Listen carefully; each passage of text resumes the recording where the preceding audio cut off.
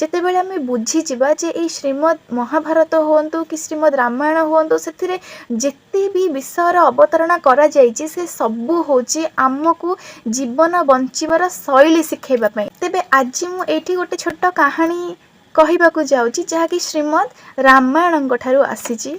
ଯେତେବେଳେ ଶ୍ରୀରାମ ରାବଣଙ୍କର ବଧ କରିସାରିଛନ୍ତି କିନ୍ତୁ ରାବଣଙ୍କର ପ୍ରାଣ ତାଙ୍କ ଶରୀର ଛାଡ଼ିକି ଏପର୍ଯ୍ୟନ୍ତ ଯାଇନି, ସେତେବେଳେ ଲକ୍ଷ୍ମଣ ଖୁସିର ସହିତ ଯାଇକି ଶ୍ରୀରାମଙ୍କ ପାଖରେ କହିଛନ୍ତି ଯେ ଭାଇ ଆମେ ଜିତିଗଲେ, ବର୍ତ୍ତମାନ ଭାଉଜ ଆମ ପାଖକୁ ଚାଲି ଆସିବେ।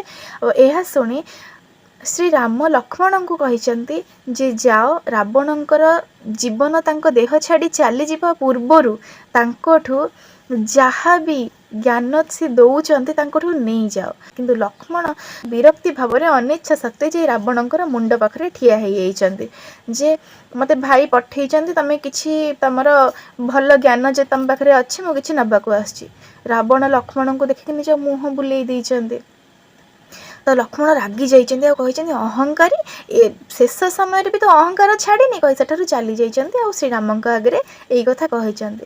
ଶ୍ରୀରାମ ତାଙ୍କୁ କହିଛନ୍ତି ତମେ ରାବଣଙ୍କର କେଉଁ ପାଖରେ ଠିଆ ହେଇକି ତାଙ୍କୁ ଏ ପ୍ରଶ୍ନ କରିଥିଲ ଯେ କିଛି ଜ୍ଞାନ ତୁମେ ଆଶା କରୁଛ ବୋଲି? ଲକ୍ଷ୍ମଣ କହିଛନ୍ତି ମୁଁ ତାଙ୍କ ମୁଣ୍ଡ ପାଖରେ ଯେ ଠିଆ ହେଇଥିଲି। ଶ୍ରୀରାମ କହିଛନ୍ତି ସବୁବେଳେ ମନେ ରଖିଥାଅ, ଯଦି ତୁମେ ଶିକ୍ଷା ଗ୍ରହଣ କରିବାକୁ ଚାହୁଁଛ, ଜ୍ଞାନ ପାଇବା ପାଇଁ ଚାହୁଁଛ, ତେବେ ଯାହାଙ୍କୁ ତୁମେ ଗୁରୁ ବୋଲି ମାନୁଛ, ଯାହାଠୁ ଆମେ ଜ୍ଞାନ ପାଇବା ସେ ଆମର ଗୁରୁ ହେଲେ ନା, ତାଙ୍କ ପାଦ ପାଖରେ ହାତ ଯୋଡ଼ିକି ଠିଆ ହୁଅ ବା ବସିକି ହାତ ଯୋଡ଼ିକି ତାଙ୍କୁ କିଛି ଜ୍ଞାନ ପ୍ରାପ୍ତ କରିବାକୁ ମୁଁ ଆସିଛି ବୋଲି ତାଙ୍କୁ ନିବେଦନ କର।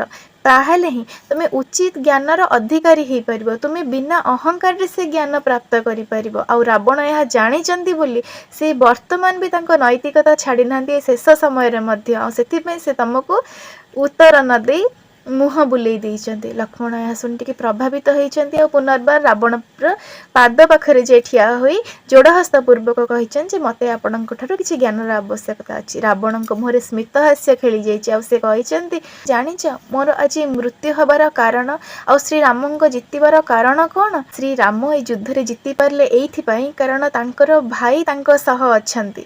ଆଉ ମୋର ମୃତ୍ୟୁ ହେଲା ଏଇଥିପାଇଁ କାହିଁକି ନା ମୋ ଭାଇ ମୋ ବିପକ୍ଷରେ ଅଛନ୍ତି ଯିଏକି ବିଭୀଷଣ। ଯଦି ରାବଣଙ୍କର ନାଭି ମଧ୍ୟରେ ଅମୃତ କଳସ ଅଛି ବୋଲି ବିଭୀଷଣ ଶ୍ରୀରାମଙ୍କୁ ଏଇ ଗୁପ୍ତ କଥା କହିନଥାନ୍ତେ, ତେବେ କେବେ ମଧ୍ୟ ରାବଣଙ୍କର ଏଇ ଅବସ୍ଥା ହେଇନଥାନ୍ତା।